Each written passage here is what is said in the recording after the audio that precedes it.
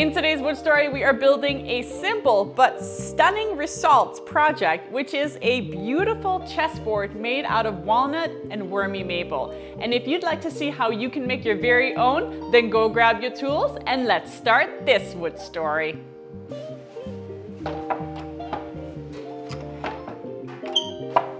To kickstart this project, I cut walnut and wormy maple into 20-inch long boards using my miter saw.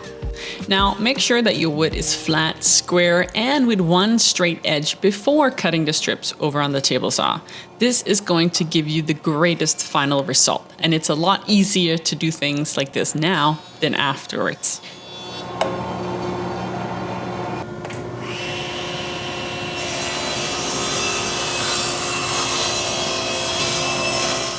You will need to cut a total of 4 strips that are 2 inches wide of the walnut and 4 strips that are 2 inches wide of the maple. So you need a total of 8 strips that are all measuring 20 inches long.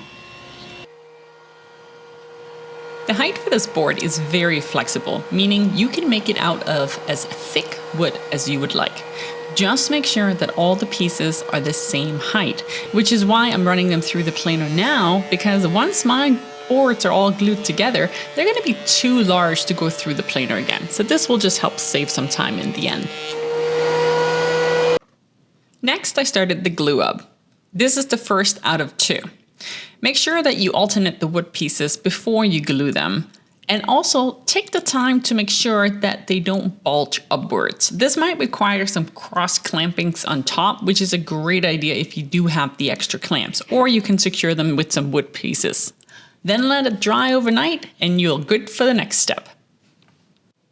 I'll admit, I don't use hand planes very often. Mostly just because if I have a machine that can do the same work, I'm probably going to choose that for the sake of efficiency. But as mentioned, once this board was dry, it was going to be too large to fit through my 13-inch wide planer. So I had no choice but to whip out the hand planes. And admittedly, I like it. There's something very satisfying about seeing the paper-thin shreddings come through. So I'm curious, do you ever use hand planes? And if so, do you only use them when you have to, or do you choose it over the mechanical planer? Let me know in the comments below. Okay, so I still do have a drum sander, and my skills with the planer probably could use some improvements. So yes, I did finish the flattening using my drum sander because, like I said, I'll choose efficiencies whenever possible. With the board all flat again, I now place this board on my cross-cutting sled. And if you need to learn how to build one of these, then check out this video right here in the top right corner. Now, it is very important that all of the squares on the board ends up being exactly 2 inches by 2 inches. So when you cut this, triple check that your measurements are correct. And if you haven't, use a stop block on your cross-cutting sled because that's going to ensure that each cut is consistent. You're going to need to cut a total of 8 strips. Once the strips are cut, alternate the pieces and your chessboard is going to appear. Now it's time for the second glue up. And this glue up is going to require a bit more accuracy because it's very important that the pieces don't shift during this glue up or your seams are not going to align. And you can minimize this by not overdoing the glue and by only applying the glue to the one side of the wood, not both. I also heard a trick from another woodworker who suggested that rubbing 2 sandpaper blocks together, as you see me doing here, which essentially will add a little bit of grit in between the layers. So the theory is that it's going to prevent the wood from shifting because this grain sits within it. And I have to say, I think it worked. Now try it out for yourself and then let me know what you think of this trick. Also make sure that you have a couple of straight edges or flat pieces of wood to assist you with the aligning before applying the clamp pressure. Like I said, this step is going to be a bit more tricky, so take your time, don't stress, and just make sure that you have your tools ready before starting and you'll do great.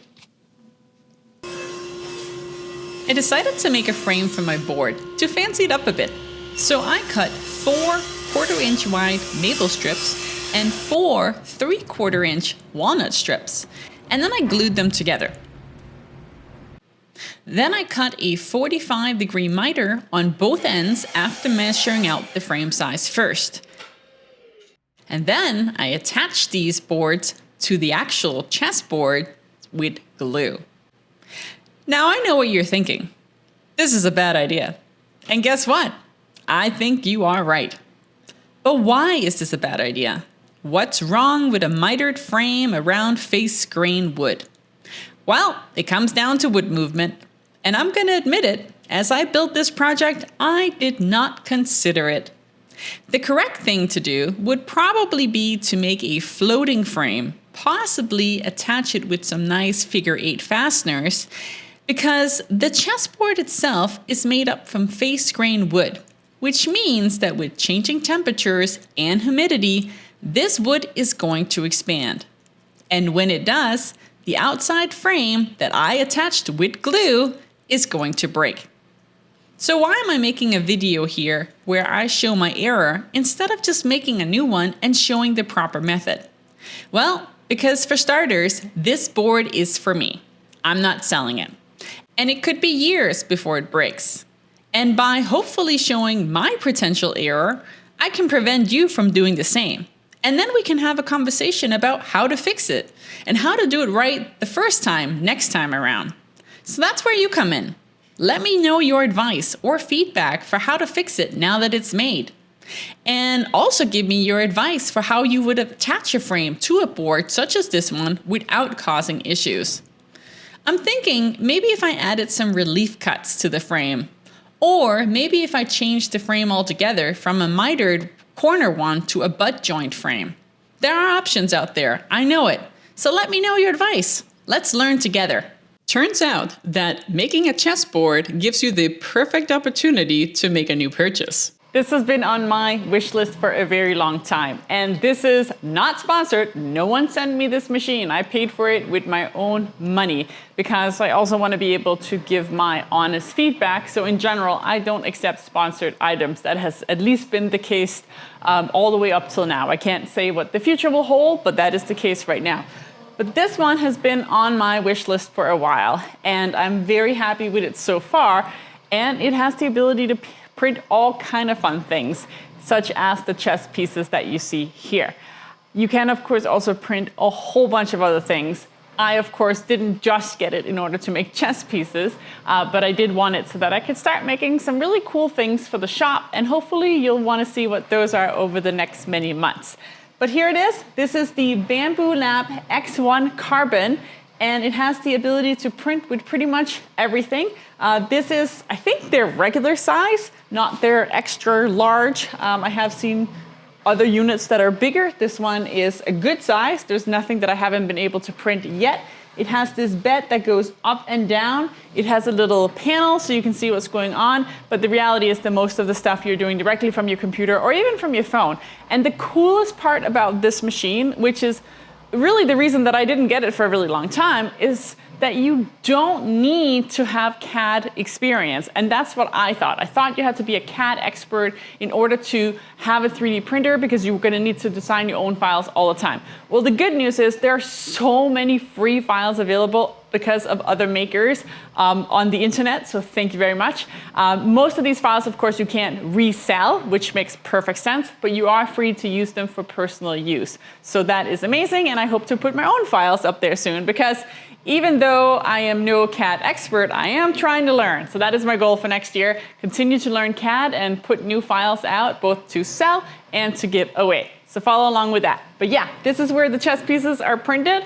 And if you've been curious, or if you are curious about this machine and what it actually entails, then feel free to shoot me some comments down below. I'll be happy to answer them.